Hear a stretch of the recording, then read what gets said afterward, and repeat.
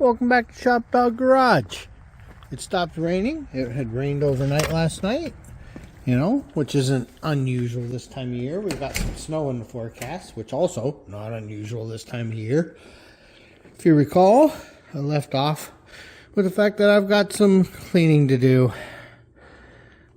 I've been pushing it off as long as I can. I've got to get in here and do some tidying. I think getting all that cleaned up is going to make it easier for me to get all this prepped. Boy, that's rough. Think about it. That's always been rough like that. Wow. Okay. Well, it won't be when I'm done with it. See, that's not too bad. But, yeah, something going on there. I'll have to clean that out. But we'll make it look pretty nice, I think. But I happen to know this whole pillar here is body color. Obviously the rocker and the sill, body color. Same with this B pillar here. So those gonna get cleaned up a little bit more. I realize they're in K36 here. I will see what it's gonna take to clean these guys up. Unfortunately, well, no, we'll see. It may need more. It may not. We'll work with that.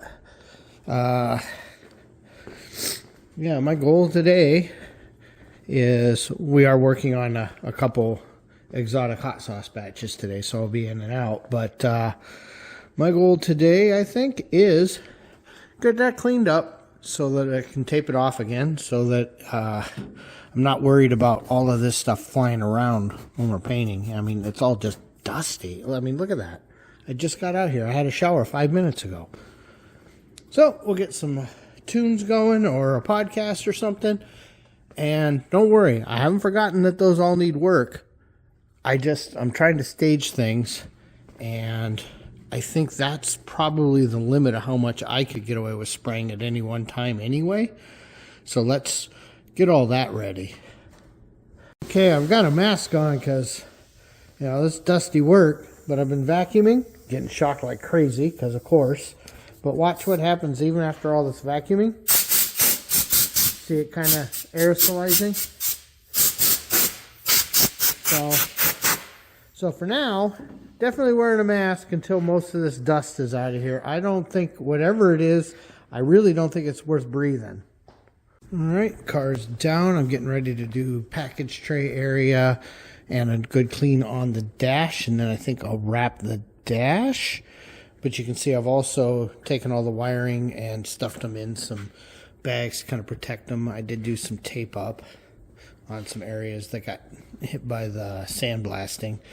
But now I know there's a bunch of stuff up here, that I got to clean up. So I'm going to grab a blankie and throw in there, and I'm going to get our old friend shop vac and go to town in there, get that cleaned up. And then remember, all of this upper and all of that in the back, and there's a couple loose pieces I'm going to have to find that go here on both corners. I'm going to have to dig those down because those all need to be the same color as the dash. Same with the top of the doors. So this is why that happens. So I think we can just paint, down to wherever it naturally ends here. So blue on this side, black, or, in this case, nothing on that side. Same over here. It'll be blue to here. Because remember, some welting and stuff goes there. So that'll be the transition. All right. Yeah, and we'll paint into the wiring trays. Now, I don't remember if I actually own the metal covers for both sides. If not, it's probably in my wheelhouse now to make them. But, when the wiring's in here, there's little trays that go over to keep the carpet from, sinking down into this hole. I know I've got them on this side. I don't remember if I actually had those or not. That's been a while. And then, hey, I found my missing wrench. It's right there. I've been looking for that all over. Just found it. Oh, God, I even know how I lost it because I put this paper in here. I couldn't see it anymore. Oh. So, okay. we're gonna get our 1/2-inch ratchety wrench back, and I will, once I get the package tray cleaned up and obviously all of this up here, you can see all the sand. We'll get all that taken care of, move into the trunk. So that's kind of where we're at. Just getting ready to do 3 more types of exotics, and somebody's waiting for the notorious FFG, who isn't coming today, but he's watching, because you never know when the French fry guy is going to come. But yeah, oh, you got some pancake on your nose, buddy. It's funny, can't get your arm long enough, but just brought ShopDog out. You know, poor guy's been a little under the weather of late. Let me switch the camera here. There you go, sir. Unfortunately, he's not really fond of me running the vacuum in the shop, so he'd rather hang out with Mama while she's making some pepper sauces. But it's nice to get him out when it's, oh, it's in the 40s today. It's like 44, 45 degrees. It's gorgeous. Okay, Inspector ShopDog's been out here checking on our cleaning progress. Of course, he was just in getting animal cookies, because that's actually why we're here. He doesn't care if I'm doing any work. He cares if he's getting some fun treats. So we've got this pretty cleaned out. Been blowing with the compressed air and vacuuming, and that's coming out pretty good. What I'm trying to do is make it so that when any air hits, nothing dirty comes flying out of anywhere, because, you know, we don't want that. This, of course, is why Inspector ShopDog came out. He doesn't like doing these taste tests. He wants me to do it. So it looks like today she's doing the datil and the devil's tongue, and my job is to figure out, you know, the combination that gets the best flavor, heat profile, and viscosity. Huh, look at that. So I got tired of getting shocked, so I went in the lab and grabbed my ESD strap, and I've been wearing that vacuuming, and who knows, it actually works. Imagine that. Electronics is real. ShopDog's taking a break. The devil's tongue is blending right now. The datil is getting ready to be simmered. Both of them are mild, sweet, and we're doing them intentionally a little thin, and they should be really, really good. All right, did another cleaning pass, and I don't know that I ever showed it, but there was a run in the K36 on that side, so I went ahead and addressed that now while it's as easy to get at and remember it's there as possible. It's not the kind of thing you always remember. At some point I do have to actually hit all of those, but it's not right now. So I think the next thing I'm going to do is go ahead and get some plastic cut, and we're going to wrap and tape this up. Actually, I'll wipe it all down first, then we'll do that. So next time I turn the camera on, that should be taped off. Okay, and this brings an interesting thought. Where do I want to cut this blue? I'm going to have to look at a few things, but I do know with the way the gapping works that this has to be blue.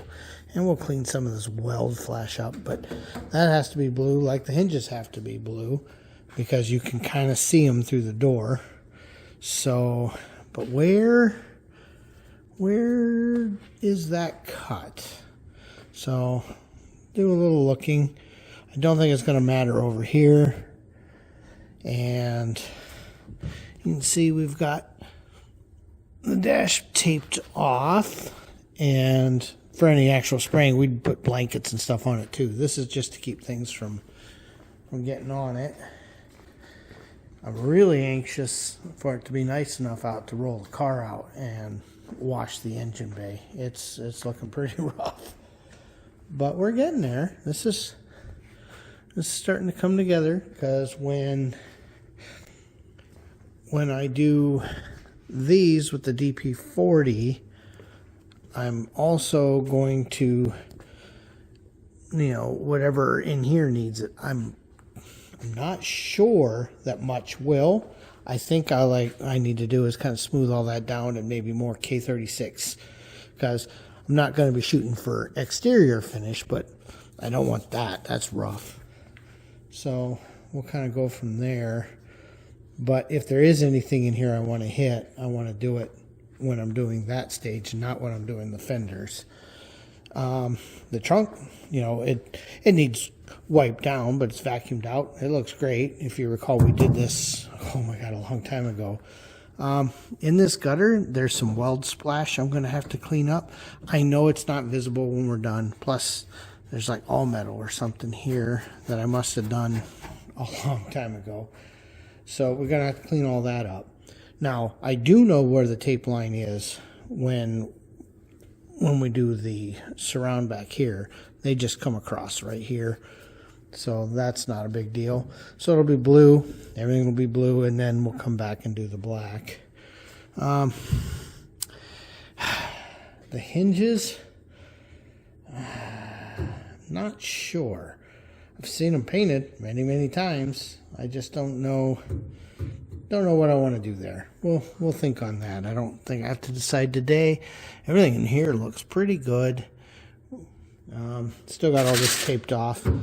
So, yeah, the package tray, that'll just get overspray. No big deal. Once the package tray is on, it won't matter. And that'd be more correct anyway. Really trying to keep paint from getting inside the dash here. I know at some point I've got to tape all this off yet, but not right now. So, because we're not there yet. But yeah, this is pretty good progress for the day. Feeling pretty good. Might be wrapping up here shortly. We'll see. With that, I'm going to wrap this one. We'll keep this video short. Just one day. Look at that. Just the 5 hours of the day. But I am kind of curious if anyone's used this style speaker on a kick panel, where it's more like the Impala, honestly, but I don't know how there's room for the magnet with it being so far forward, because the one in the Impala is just such a bigger kick panel. Hopefully you guys, here, I'll zoom in, don't be sick.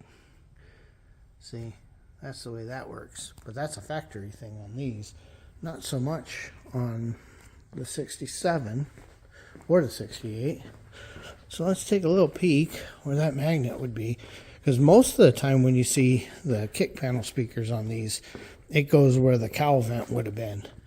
Oh, well, yeah, there's that little box behind where the bolts come through for the hinge. That must be what they're using. So if anyone has actually heard those type speakers, be interested in knowing what you think, because that sure beats fighting the speaker being so close to the emergency brake. There's a problem with doing it, in the vent hole, since ours is blocked off anyway and we don't get the fresh air vent anymore. Doing it on that side is really tight to the emergency brake, and it's a manual.